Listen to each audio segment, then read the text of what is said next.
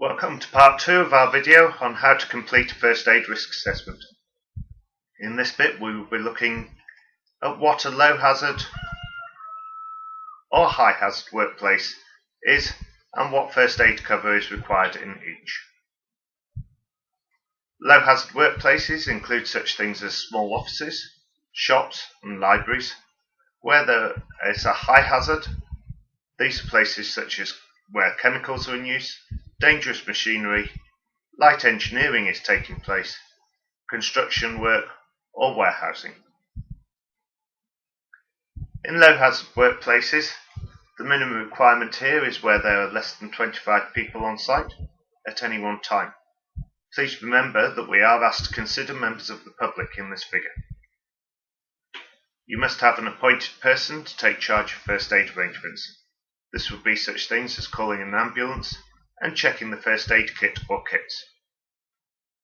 You must provide a suitably stocked first aid kit. For most workplaces in this situation, a kit to BSI 8599/1 would be sufficient, but do check your requirements. You must ensure that illnesses or injuries that may occur can be dealt with by those first aiders on site. You may wish to consider having a first aider, even if you're in this category and one is not strictly necessary.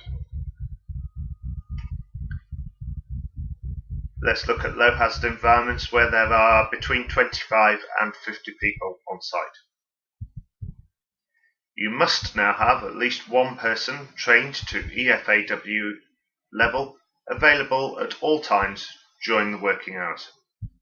This has to take account of expected and unexpected absences. Where there are more than 50 people on site, you must have at least one FAW trained person per 100 employed people or any part thereof. Let's look at high hazard areas. The minimum requirement is if there are less than 5 people on site. Please remember we are asked to consider members of the public at this time in this figure. You must have an appointed person to take charge of first aid arrangements. Again, this would include such things as calling an ambulance and checking the first aid kit or kits. You must have a suitably stocked first aid box, and in this bracket again BSI 8599/1 in the small size would probably be sufficient, but do check your requirements. You must ensure that illnesses or injuries that may occur can be dealt with by those first aiders on site. Where there are 5 to 50 people on site, you must have at least one trained person to EFAW or FAW depending on the injuries likely to occur. If, for example, you could expect eye injuries, burns, fractures, severe bleeds, asthma, heart conditions, stroke, head injuries or diabetic problems on site, then FAW training should be considered, as these items are not included in the EFAW syllabus. The full syllabus for both EFAW and FAW courses can be seen in Appendix 5 and 6 of Leaflet 74. It's always worth a check on this if you're not sure as to the requirements for your course.